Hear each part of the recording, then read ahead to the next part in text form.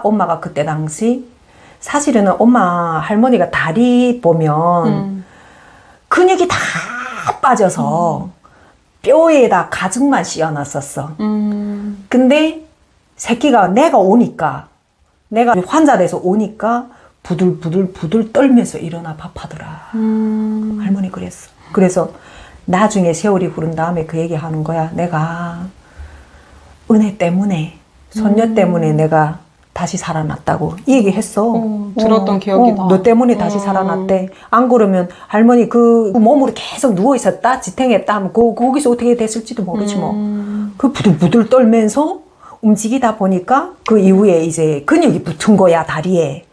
근육이 붙고 그 다음에 널 계속 안고 있고 낮과밤이 바뀌어서 100일 동안 낮에는 밤처럼 자고 밤에는 낮처럼 깨어있고 그러니까 엄마가 다 본 거야. 근데 오히려 그것이 엄마한테는 도움이 됐더라고. 그래서 엄마의 정이 많지. 너는 낳자마자 배꼽 떨어지기 전부터 할머니 손에 자랐어. 그러니까. 그랬어. 내 인생에서 뭔가 할머니랑 떨어져 있다 이런 느낌을 받아본 적 없어. 항상 함께 있는 늘 존재셨던 것 같아. 엄마 아니었으면 나도 힘들었고 돈 벌어야 되는데 애를 누가 봐주니. 맞아. 서로가 힘들었지 그러면. 맞아. 중국에 갔을 때도 그렇게 할머니한테 널 다 맡겨놓고 할머니가 맞아. 외부 사업 학교에서 제기되는 일 가서 무슨 뭐 표창장 타라 오라 그다음 또 뭘 가지고 오라. 중국어 과제들이. 잘하시니까. 중국어 되고. 할아버지는 좀 할머니 입장에서는 그러셨고 할아버지는 좀 중국 생활이 힘드셨어. 그러니까 오히려 좀 드시는 건 괜찮지. 괜찮았지. 북한에 비해 괜찮았는데 이제 눈이 안 보이시니까 활동을 못하니까. 우리는 중국에서 잡히면 안 되잖아. 공안에게 발각되면 안 되니까 이제 밖에 나가시지를 못 하셨거든. 그렇지. 할아버지는 조금 답답했었을 거야. 그렇게 답답해 하셨어. 그렇지. 활동을 못하니까. 그래서 오히려 어떻게 했었냐면 밤에 활동했어 할아버지는. 근데 밤에도 활동하다가 좀 사람들이 의심스러운 눈빛으로 보면 제콕 집에 올라오고 그랬었지. 맞아. 눈치를 좀 봤지. 눈치 보니까. 한국에서 만약 할아버지가 이렇게 시각장애인이시지만 눈치를 안 보고 다닐 수 있잖아. 눈치를 왜 봐? 여기 엘리베이터 숫자 옆에도 이렇게 점자가 있고 지하철에도 점자가 있고 그래. 블록도 있는 거야. 그래서 그런 거 볼 때마다 이제 나는 할아버지가 생각나는 거지. 나는 안내견 보면 생각난다. 할아버지 생각난다. 그렇게 내 입장에서는 든든한 할아버지, 할머니와 함께 살게 되니까 안정이 이제 되는 거지. 그렇지. 그런데 또 어떤 사람의 고발로 인해서 우리 할아버지, 할머니 내가 잡히게 됐었어. 이제 학교 끝나고 할머니께서 평소에 데리러 오시는 시간이 있는데 평소보다 너무 늦으시는 거야. 그래서 느낌이 좀 안 좋다. 애긴데 뭔가 이상하다 이랬었거든. 근데 아니나 다를까 이제 할머니 표정이 엄청 근심이 이렇게 어두운 표정으로 오시고 뒤에는 공안 제복을 입은 사람들이 오셔가지고 거기서 잡혀서 감옥으로 갔어. 나는 그게 할아버지랑 마지막이 될 줄은 몰랐어. 그때 헤어짐이. 누구도 몰랐지. 왜냐면 할아버지랑 할머니랑 나랑 있는데 감옥에 이제 수감이 되려면 남자 여자 분리가 되었단 말이야. 그럼 이제 할아버지는 저쪽으로 이렇게 끌려가는 상황이었어. 근데 할아버지는 중국어도 안 되시잖아. 그렇지. 그러니까 무슨 상황인지 모르시는 상황에서 이렇게 가시니까 진짜 어린 아이처럼 콘크리트 바닥에 앉으셔서 발버둥을 이렇게 치셨거든. 근데 그 모습이 그게 내가 기억하는 할아버지 마지막 모습인 거야. 또 평소 할아버지랑 모습이 너무 달랐던 게 할아버지가 엄청 점잖으셨거든. 점잖으시고 진중하신 분이셨어. 근데 그런 어린 아이 같은 모습을 나는 처음 봤고 그게 할아버지 마지막 모습이었고 나도 그 전에 한번 멀리 가서 돈 벌다가 중간에 한번 왔었어. 나도 중간에 한번 아버지 엄마 뵈러 왔었는데 너도 어떻게 지내는지 왔었는데 와서 그때 이제 과일도 많이 사놓고 아버지 좋아했으니까 과일도 사놓고 할아버지 옷도 사가지고 와서 이제 맞아 모자 이야기 모자도 있고 옷도 있고 지팡이 안경 이거는 내가 그냥 완전 풀로 할아버지 옷은 그냥 풀로 내가 계속 사드린 거지. 여름이면 여름 옷, 겨울이면 겨울 옷. 근데 그런 걸 북한에서 본 적이 없으니까 중국에서 사드리니까 너무너무 좋아하셨어. 할아버지 옷 모양이나 모자 모양도 모르시잖아, 사실. 안 보이시는데. 다 손으로 만져보지. 이렇게. 하나하나 맞아. 도둠도둠해서. 아끼셨던 기억이 나. 엄청 아꼈어. 그거 왜 아끼니? 그냥 입어도 되는데, 아무튼, 막내가 사줬으니까 그랬겠지. 계속 만져보고, 아, 이렇게 생겼구나. 난 또 옆에서, 아버지, 여기 만져보라고. 여기 털이 있습니다, 여기. 맞아. 옆에 보면 이게 겨울에 목 착 올리게 되면 따뜻합니다. 아버지, 여기 이렇게, 에리하고 요 사이하고 사이 이렇게 단추로 딱 맞아. 지퍼도 있고 이렇게 딱 고정하게 되면 목도 따뜻합니다. 그리고 털모자 또 사드리고 그래서 할아버지 엄청 좋아했었어. 과일도 북한에서는 사과도 요만하고 배도 요만한데 중국에 오니까 배가 이렇게 크지. 그래서 아버지 아니 무슨 배가 이렇게 크냐고 양손으로 잡아도 이게 남았었거든. 고기 막 양손에 막 넘치게. 맞아. 커서 야 그거 북한에 나갔을 때 그렇게 외웠다 그러더라고. 이렇게 잊지 못해가지고. 그 모자도 그렇게 아끼셨다고 이모가 말씀하셨다. 전에 들었지. 나중에. 그렇게. 전에 들었어. 돌아가시. 그래서. 그래서 나는 그 고발한 사람이 너무 원망스러운 거야. 만약 그런 상황이 아니었다면 그래도 할아버지와 함께 보낼 수 있는 시간이 조금 더 있지 않았을까. 그게 좀 마음이 그치. 아직도 아파. 시대를 잘못 만나고 나라를 잘못 만난 거 맞아. 시대적인 비극이지 뭐 어떻게 보면.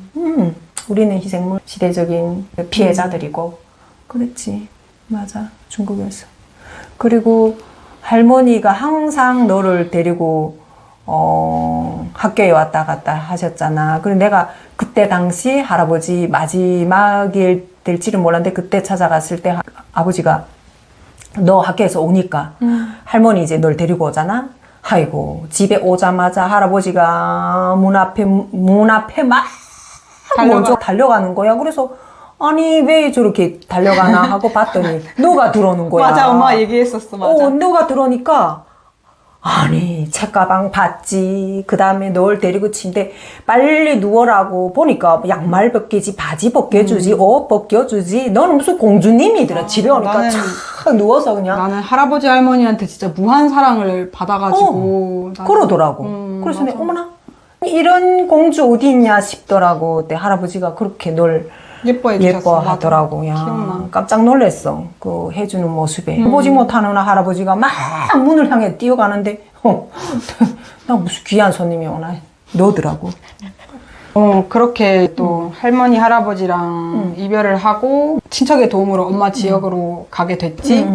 그리고 또 새로운 환경 적응하는 게 어렵기는 했는데, 그래도 또 어머니가 있으셨으니까, 엄마가 또 보살펴줬으니까. 있었으니까.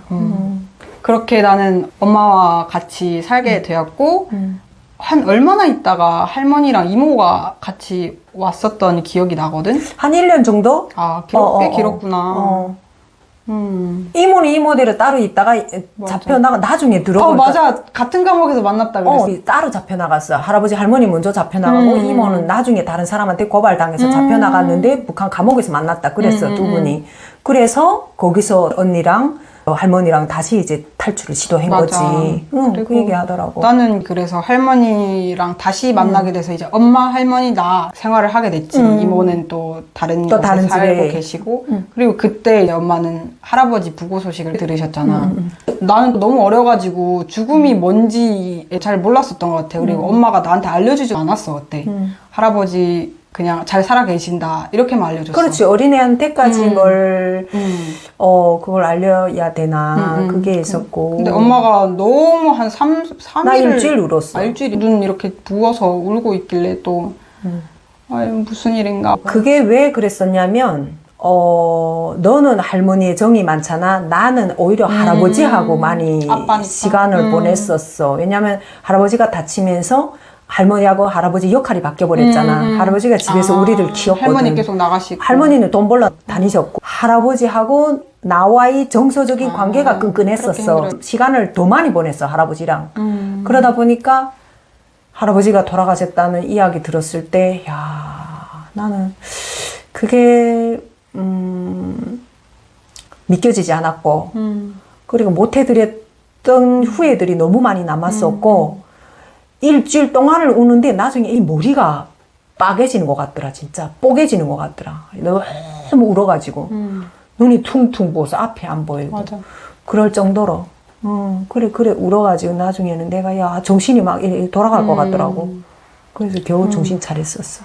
그렇게 할머니랑 엄마랑 나랑 이렇게 살다가 이모가 먼저 한국에 오시게 됐지. 그렇지. 한국에 오시게 됐고 엄마가 그때 이제 진지하게 고민을 하게 된 거지. 좀 사람답게 살고 싶다. 이렇게. 두렵잖아, 불법 체류. 항상 불안하고 나도 이제 학교 끝나고 이제 학교할 때면 항상 뒤를 계속 돌아봤거든. 할머니도 교육을 항상 뒤돌아봐라. 누가 쫓아온 사람 있지 않냐. 항상 봐라 해서 그렇게 불안한 삶을 계속 살았었던 것 같아. 맞아. 그러다가 엄마는 이제 이모가 한국에 오시니까 어떤 곳인지를 또 아시니까 엄마한테 알려줬지. 한국이 이렇다. 자유롭다. 엄마는 이제 고민이 되는 거야. 할머니는 왜냐면 완전 반대파시잖아. 완전 강경하게 반대하시거든. 할머니 입장에서는 가다가 잡힐까 봐 그러니까 그래. 중국에서 배고파서 탈북을 한 거랑 한국으로 가는 거랑 또 완전 다르잖아. 북한에서. 취급하는 게 그치. 정치적으로 취급을 받으니까 아예 형량이 달라. 형량이 다른 걸로 전혀 기억해서 달라. 할머니는 조금 우리가 불안전하더라도 그래도 여기에 맘 편하게 있자. 목숨은 적어도 내놓지 않지 않냐. 그래서 엄마가 나한테 질문을 했던 게 기억나. 은혜야 한국 갈래? 근데 천국의 계단 봤지 그때. 그러니까 나 안 그래도 그 말 하려고 했는데 나는 이제 천국의 계단을 보니까 어리잖아. 놀이공원이 너무 재밌어 보이는 거야. 그래서 엄마한테 엄마 나 한국 가면 그런 놀이공원에 갈 수 있어? 맞아. 근데 엄마가 놀이공원뿐만 아니라 더 좋은 게 많다고 했었어. 그랬었어. 그래서 내가 그때 나 갈래 이랬거든. 근데 나중에는 후회되더라 내 대답이. 그러니까 나중에 어쨌든 한국 출발을 하게 됐는데 잡혔잖아. 그러니까 그 상황이 되니까 내가 만약 가겠다고 말을 안 했으면 우리 가족이 이렇게 헤어지진 않고 중국에서 그래도 살 수 있지 않을까라는 후회가 좀 됐었어 당시에는. 우리 잡혔을 때. 그리고 우리가 한국행으로 한 그룹이 움직였었잖아. 그래. 그런데 이제 중국 군인들한테 잡혔지. 군인들한테 잡혔지. 군인들한테 잡히고 이제 다 같이 취조를 받잖아. 취조를 받으면서 그때 또 기억나는 게 나랑 할머니는 이제 노인과 아이라서 우리는 똑같은 말 반복해서 그냥 엄마가 가자고 해서 갔어요. 이렇게 말하라고 엄마가 또 시켰었어. 내가 그냥 다 죄를 내가 끌어 안으려고 그렇게 말을 했고 엄마는 이제 취조실에 들어갔는데 좀 있다가 그쪽에서 소리가 막 이상하게 때리는 소리랑 울음소리가 들려가지고 나는 그게 너무 스트레스인 거야. 저 사람들이 뭔데 우리 엄마를 왜 그랬냐라는 생각을 좀 했었어 당시에. 그렇지. 나는 그때 잡혔을 때 무슨 생각했냐면 야 이게 꿈이었으면 좋겠다 이 생각이 들더라고. 맞아. 이게 제발 좀 현실이 되지 말았으면 이런 생각이 들더라. 그때 당시 엄마 나이 70대고 너 12살이고 야 이거 어떻게 하겠니 이거. 나는 각오했지. 죽겠구나 북한 나가면 한국행이니까.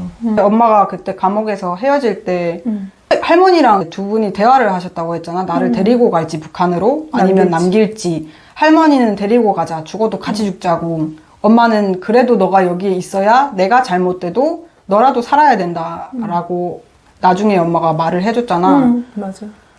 그래서 엄마가 나한테 감옥에서 헤어지면서 그때 우리 셋이 할머니 엄마랑 나랑 같이 한국 드라마에서 대장금을 봤었는데 자주 봤지. 엄마가 나보고 대장금처럼 살아라 라는 말을 했어. 만약 엄마가 그때 잘못됐으면 그게 진짜 유언이 됐을 수도 있잖아. 아니 난 유언이었어. 그랬어? 그게. 근데 너한테 유언이라고는 말 못하잖아. 그래서 내가 그 이야기를 하면서 눈물이 올라오는데 할머니 옆에서 나를 팍 치더라고 이렇게. 아이한테 마지막 모습, 약한 모습 보여주지 말라고. 그러더라고. 그래서 눈물이 이렇게 올라왔다가 쑥 들어갔었어. 이게 마지막 모습이 될 수도 있다. 강인하시다 할머니는. 할머니가. 그래서 장금이처럼 살아라. 맞아 기억나. 왜냐면 장금이처럼 살라의 뜻이 장금이가 광군들에게 쫓기면서 엄마랑 같이 산에 도망갔었어. 산에. 그러다가 동굴 속에서 이제 엄마를 잃잖아. 엄마가 죽음을 맞이하시고 장금이는 이 산딸기를 돌아가신 엄마 입에 넣어주고 절을 하고 그때부터 혼자 씩씩하게 이겨냈거든. 근데 엄마가 나한테 원한 모습이 그건 거야. 그거였지. 나도 그걸 느꼈거든. 엄마가 그리고 헤어지면서 나한테 그랬어. 은혜야, 1년이 되든 3년이 되든 5년이 되든 내가 꼭 약속할게, 돌아올게, 너를 만나러 다시 올게 이렇게 했었어 엄마가. 기억나? 기억나지. 어. 제대 5년으로 봤어. 그러니까 나는 이제 아이니까 5년이 너무 길게 느껴지는 거야. 그래도 온다니까 와준대잖아. 아, 그게 그때 당시 나는 죽음을 준비했었어. 죽음을 준비했는데 너한테만큼은 희망을 주고 싶었지. 기다림에 대한 그런 희망. 아, 엄마가 언젠가 올겠구나. 이러면 시간이 지나면 네가 성장하잖아. 그때는 스스로 자신을 이겨내고 이 사회에 성장했으니까 이 받아들일 수 있는 힘이 생길 건데 그러니까 그 시간을 준 거지 내가. 5년이라는 시간. 나는 못 돌아온다. 나는 이제 받아들여야지 이렇게 했었지. 그래서 너한테 5년이라고 5년 그랬구나. 기다려달라. 그리고 장금이처럼 씩씩하게 엄마가 없어도 씩씩하게 살거라. 이렇게 와. 그게 유언이지 어떻게 보면. 근데 나는 그 감옥에서부터 이제 한국에 오기 전까지 그 기간 동안은 진짜 생지옥이었어 나한테는. 왜냐면 한순간에 뭐 와 중국 땅이 엄청 넓은데 보호자는 아무도 없고 어디를 가든 엄마와 할머니가 생활했던 모습들이 생각나잖아. 뭐 흔적들이 생각나지. 할머니 이렇게 배 깎아주시던 모습. 그리고 나 무서워서 잘 때 악몽 꾼다고 할머니 손잡고 잤었거든. 그리고 응석 부리고 싶을 때도 할머니 하고 할머니 품에 이렇게 안겼고 이런 모습들이 생각나고 그리고 엄마가 이제 헤어질 때 나한테 엄마 가방을 줬었어. 네모난 작은 천 가방이었거든. 검정색. 기억나? 그거 계속 안고 잤어. 엄마 냄새가 있어가지고. 뭔가 엄마가 함께 있을 것이라는 생각을 하면서. 와, 근데 진짜 그때 그러니까 숨이 막힐 정도로 계속 울었었거든. 너무 보고 싶어가지고. 그렇지. 그때 진짜 힘들었어. 그러니까 마음이 너무 힘들었었던 거. 갑작스러운 일이잖아. 갑작스러운 예상을 일이고. 못했었어. 아예. 그럼 그게 그 12살이 감당하기에는 너무나 더 큰 사건이었어 그게. 그래서 그때 이후로 성격이 또 완전 바뀌었어. 내가 엄청 눈치밥 먹을 수밖에 없잖아, 사실은. 눈치를 보고, 아무래도 눈치가 보이고. 마음이 일단은. 아, 맞아. 그게 가장 커. 마음이 공허하고, 뭐, 하루아침에 맞아. 할머니 없지, 날 제일 맞아. 사랑하는 할머니 없지, 엄마 없지, 뭐, 어떻게 하겠니? 맞아.